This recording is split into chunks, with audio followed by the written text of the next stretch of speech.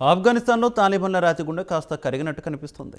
తాజాగా 1 నుంచి 6వ తరగతి వరకు బాలికలకు చదువుకునేందుకు అనుమతించింది. తాలిబాన్ విద్యాశాఖ మంత్రి అధికారులకు ఆదేశాలు జారీ చేశారు. వెంటనే స్కూళ్లను ప్రారంభించాలని హుకుం జారీ చేశారు. 6వ తరగతి వరకు అంటే 1 నుంచి 5వ తరగతి వరకు స్కూళ్లు ప్రారంభించడానికి అనుమతించడం శుభపరిణామమే అంటున్నారు రాజకీయ పరిశీలకులు.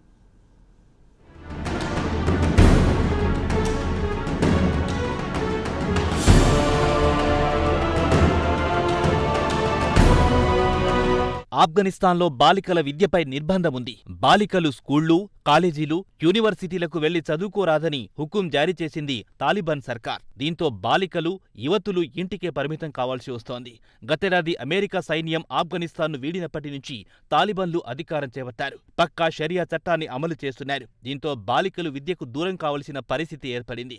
తాజా అంతర్జాతీయ సమాజం నుంచి ఒత్తిడి పెరగడంతో ఒక మెట్టు దిగింది తాలిబాన్ సర్కార్. వెంటనే 1వ తరగతి నుంచి 6వ తరగతి వరకు అంటే 1 నుంచి 5వ తరగతి వరకు స్కూళ్లను తెరవడానికి అనుమతించింది. విద్యాశాఖ మంత్రి కూడా వెంటనే అధికారులకు ఆదేశాలు జారీ చేశారు. వెంటనే బాలికల స్కూళ్లను తెరవాలని ఆదేశించారు.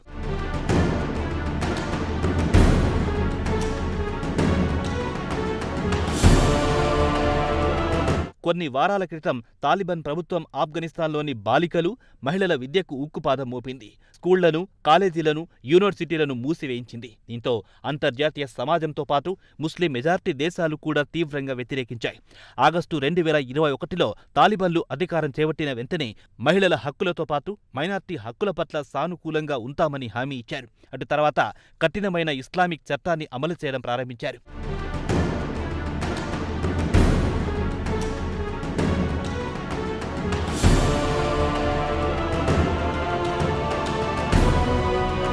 అధికారం చేపట్టిన కొంతకాలం సానుకూలంగా ఉన్నా ఇటీవలే అసలు స్వరూపం బయటపెట్టారు.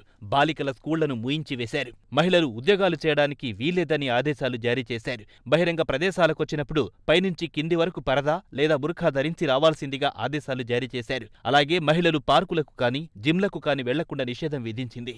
అలాగే మహిళలు ఇంటి నుండి బయటికి రావాలంటే వెంట బంధువైనా లేదా పురుషుడైనా ఉండాలన్న నిబంధన అమల్లోకి తెచ్చారు. కొత్త నిబంధనల పట్ల ప్రపంచవ్యాప్తంగా నిరసనలు వ్యక్తమయ్యాయి. ఆఫ్ఘనిస్తాన్లో పౌరుల హక్కులను తాలిబాన్ ప్రభుత్వం కాలరాస్తోందని ప్రపంచ దేశాలు మండిపడ్డాయి.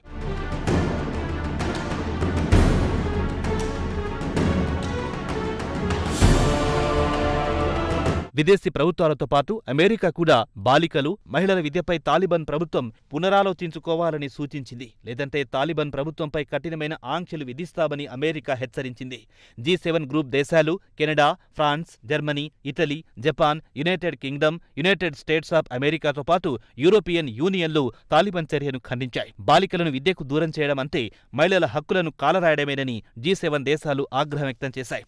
G7 దేశాలే కాకుండా ముస్లిం దేశాలు టర్కీ, ఖతర్, పాకిస్తాన్ లాంటి దేశాలు కూడా తమ అసంతృప్తిని వ్యక్తం చేశాయి. మహిళలను విద్యకు దూరం కానీయకుండా చూడాలని కోరాయి. ఖతర్ మరో అడుగు ముందుకేసి తమ నిర్ణయాన్ని సమీక్షించుకోవాలని కోరింది.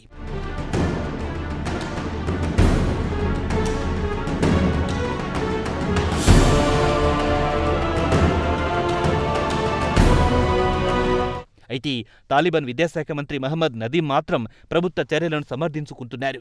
యూనివర్సిటీలో యువతీ యువకులు కలిసి చదువుకోవడం, కొన్ని సబ్జెక్టులు ఇస్లాం సూత్రాలకు విరుద్ధంగా ఉంటాయని, అందుకే మహిళలకు విద్య అవసరం లేదన్నారు. ఆయన మరో అడుగు ముందుకేసి ఆఫ్ఘనిస్తాన్ అంతర్గత వ్యవహారాల్లో విదేశీయుల జోక్యం అవసరం లేదని హితవు పలికారు.